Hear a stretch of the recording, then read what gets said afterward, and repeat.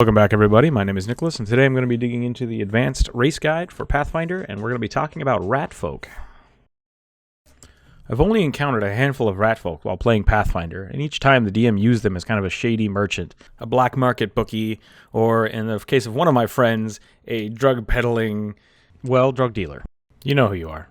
But looking at the description in the book, that fits them pretty well. They stand about 4 feet tall, they wear robes to conceal themselves in public areas, and while they're extremely communal creatures, they often find that their warrens are overcrowded and they decide to leave in hopes of finding wealth, riches, and better places to live. So Ratfolk should be set up pretty well for finding a good party of adventurers to head out and quest to find gold and glory. But when you're looking at their stats, it's easy to see why people overlook them. While they do have a +2 to dexterity as well as intelligence, which makes them great to be rogues or alchemists, they have a -2 in strength, which can shut a lot of people down, especially if you want to be a melee class.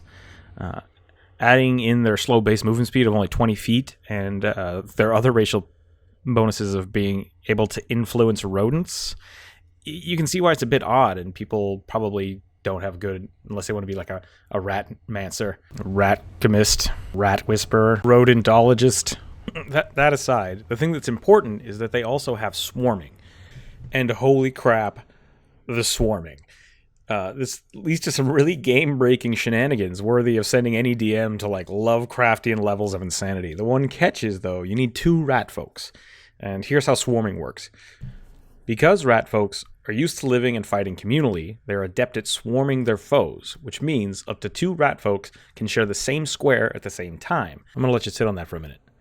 2 rat folks, same square, same time. I'd be wondering, why is that important? Let's see what the race guide says about that. If 2 rat folks in the same square attack the same foe, they are considered to be flanking that foe as if they were in opposite squares. That is out of the book. That is canon. That is how this works. If you've ever played a rogue, you're probably trying to figure out the best way to convince your GM that you've been 2 rat folks in a trench coat this whole time, and you've just only been attacking once to keep up the illusion, because that's something that you could completely do. Alternatively, you could break off into teams of 2 consisting of a ratfolk fighter carrying a tower shield, constantly giving cover to your ratfolk ranger friend who's just taking potshots at the enemy who are unable to advance on your Spartan army of invisible rat snipers. Slap a few teamwork feats in the mix, focus on something like weapon finesse, and basically you have General Grievous walking around hacking enemies to bit from all directions. The possibilities are almost endless with this, the only downside being that you have to convince your party to be rat folks, or sit back and watch the Death Storm scurry away from them through the combat. The downside to this is that you have to stay together, and so you can either talk to your GM about turn order, or just really communicate well with, okay, I'm going to move here, you're following me, we're going to move at the same time, we're only going to take turns when we can bring our initiatives together. And there are challenges to it, but if you make it work, it's a lot of fun, and adding that level of kind of team formation and squad-based combat, I think, is a lot of fun. From the Game Master or the Dungeon Master side, this can be a little daunting and a little challenging, especially at low levels, because this is a really big advantage. We had to homebrew a few rules just to tone it down and get things back on track.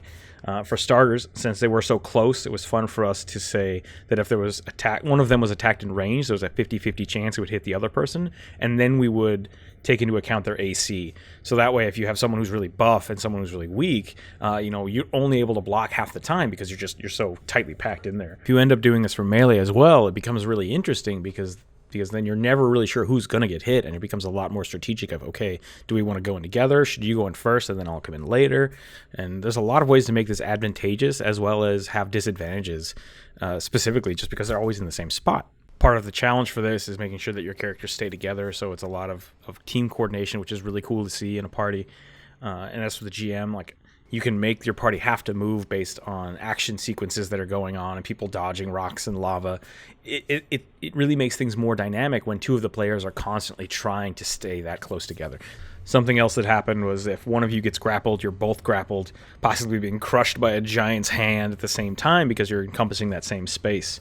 I had a lot of fun making team combos, and making something up like this has always been a really enjoyable part of the game for me, both as a player and a GM. But it does take some discussion, and I would suggest that you talk to your game masters beforehand, before even thinking about this, because it can be really challenging for someone who isn't expecting it and isn't sure what to do with it. I would love to see Ratfolk kind of move more into the player character and less away from just the NPC master splinter trinket vendor and pops up in a back alley. And I'd love to see them get thrown more into combat, swarming over the enemies and really making their mark as a really good playable race. I have a lot of fun with these Theorycraft videos, and I love doing the character art, especially for underappreciated races.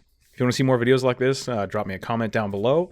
Click the subscribe button, share it with your friends, share it with your party members, and let me know what you think. I'd love to hear about your unique characters, and any fun you've had playing Ratfolk would be awesome.